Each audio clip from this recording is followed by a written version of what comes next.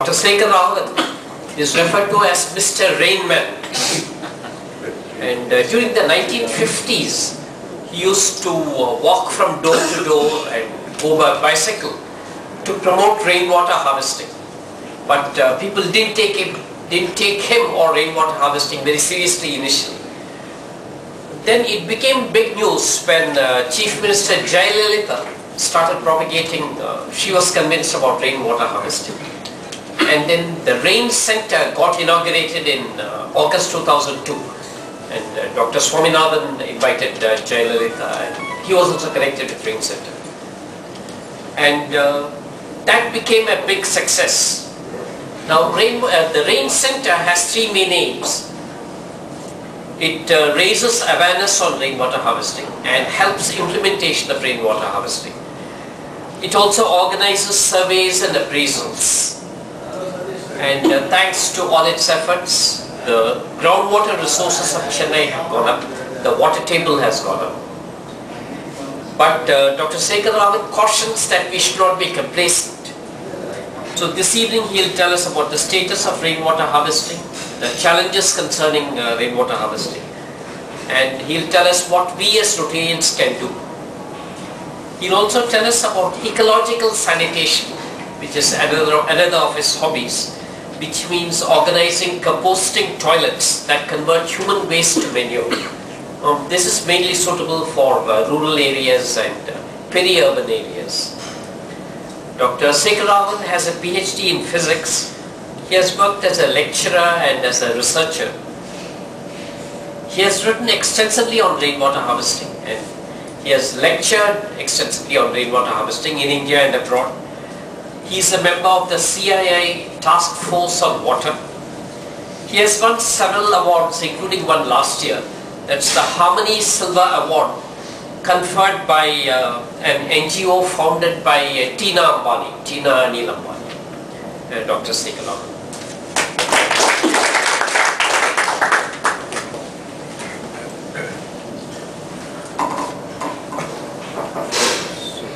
Dear Rotarians,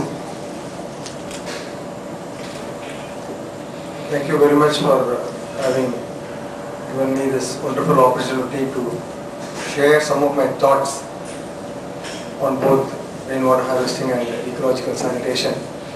Only now I realize that even harvesting rainwater is not going to be that difficult, but to make a presentation in 20 minutes about what has happened in the last 10 to 15 years is going to be a very difficult task. Anyway, I will try my best to keep up. I'll just, as Mr. Madhu was saying, I used to be called the rain man. Now I'm being called the shit man. Before I start on with my formal presentation, I would like to screen two short films. One on water and one on rainwater harvesting. Film.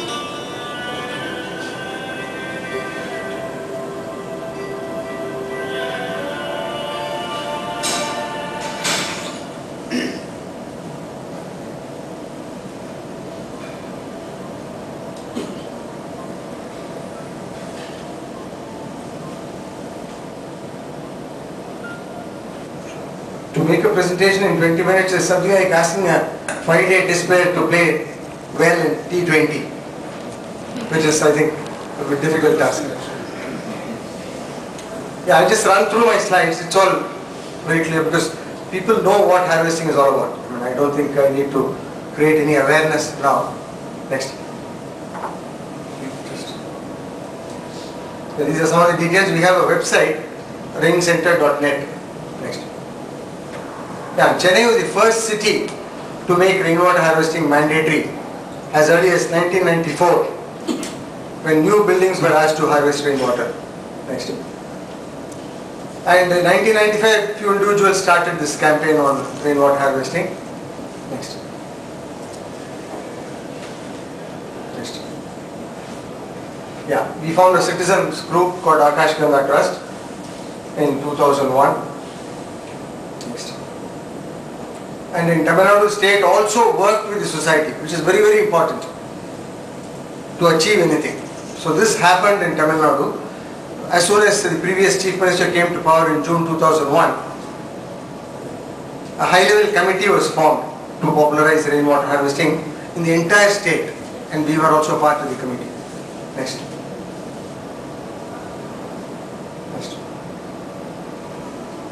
Yeah, and Rotary's involvement in rainwater harvesting is as old as 95. I mean, they started it in 1995. Almost 7 temple tanks were renovated within Chennai city. One was this Varasavakam Gangadishwar temple tank, then Karungadishwar temple tank, Coimbatore, and so on. 7 temple tanks were renovated by the Rotary. Next. Yeah, and I belong to the Rain Center. This was inaugurated in August 2002 by the previous Chief Minister. Yeah, Rain Center is a one-stop information and assistance center, and as Madhu said, we have 3 objectives. Next. It is a joint effort by our trust and the government of Tamil Nadu. Yeah, and we are sponsored by an organization from Delhi called Center for Science and Environment, the Argyam. Argyam belongs to the Infosys group, Bangalore, Chennai Metro Water Corporation, CMD, and TWAT. This is the signboard on Santom High Road. We are off Santom High Road. Next. Yeah, this is the photograph of the Rain Center. This is in a place called Foreshore Estate, also called Pattinapakam, just close to Santom. Next. Yeah, these are some of the poster panels inside the Rain Center. Yeah, this is the photograph of the Chief Minister visiting the Rain Center to inaugurate the center. Next. Yeah, and we also telecast and show video films on rainwater harvesting at the Rain Center. Next. And we have implemented rainwater harvesting in that house. Next. And we can also simulate some rainfall at the Rain Center to show people how it can be harvested.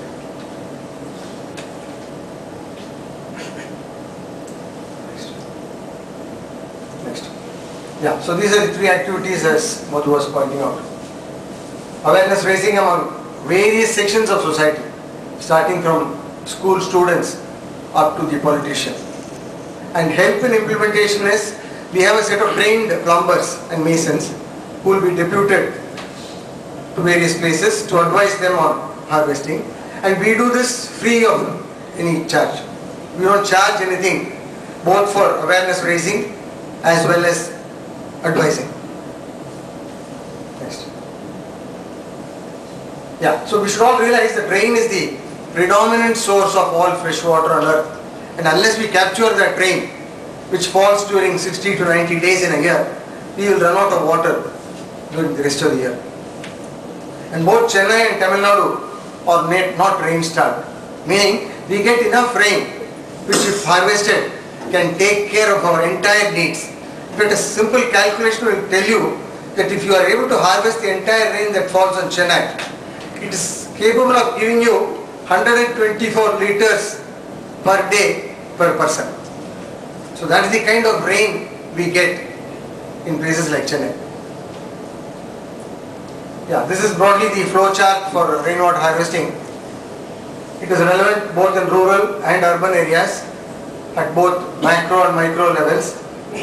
And the only two aspects of harvesting is that you collect rainwater in a plastic or a masonry tank for immediate use, or try to put it into the soil to sustain your groundwater source. So these are the only two things that you can do with rainwater.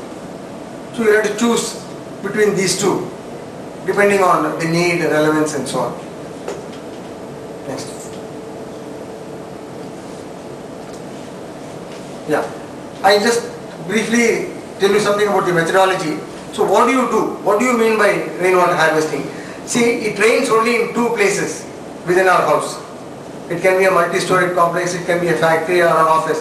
It rains only on rooftops and all around the built-up area.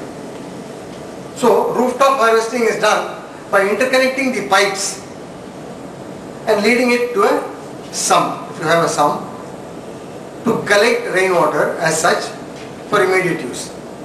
And if the sump overflows, then direct it to a open well if there is one at home, both to improve the quality of groundwater as well as to the quality. The quality also improves, the quantity also improves. Yeah, this is roughly the drawing. The rooftop pipes are connected and through a filter it goes to the sump. And from the sump the overflow is led into an open well. Next.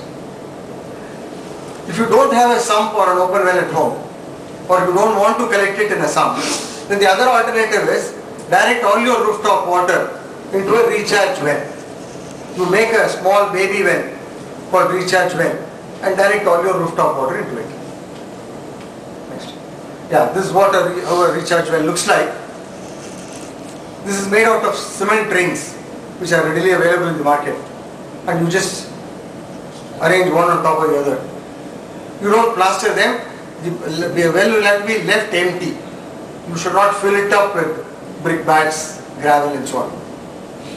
And the bottom or the depth of the recharge well is determined by the nature of the soil in that particular place. It has to be a permeable soil. It has to be either sandy or silty for water to get absorbed in the soil. If it is clayey soil, then you will have to go beyond clay. The depth will have to go beyond clay. Yeah. Now coming to the driveway runoff, which is the water that falls all around your house. You would have noticed that this goes to the street through the gate. So that will have to be harvested. So how do you do it? You can intercept it near the gate by means of a small gutter with a perforated lid and then direct it to a recharge well. So that you have harvested both your rooftop and your driveway runoff. See, when RWS rainwater harvesting was made mandatory by the government of Tamil Nadu, it appeared that the law talked only about rooftop harvesting. It did not say anything about the runoff harvesting, and therefore people did not really do it. Only about 10% of people have done this driveway runoff. But this is very, very important. In fact, if you see a complex constructed by Alacrity foundations, you will see a perforated lid near the gate that essentially is harvesting. What is done is the runoff water falls into the gutter and taken to a recharge well.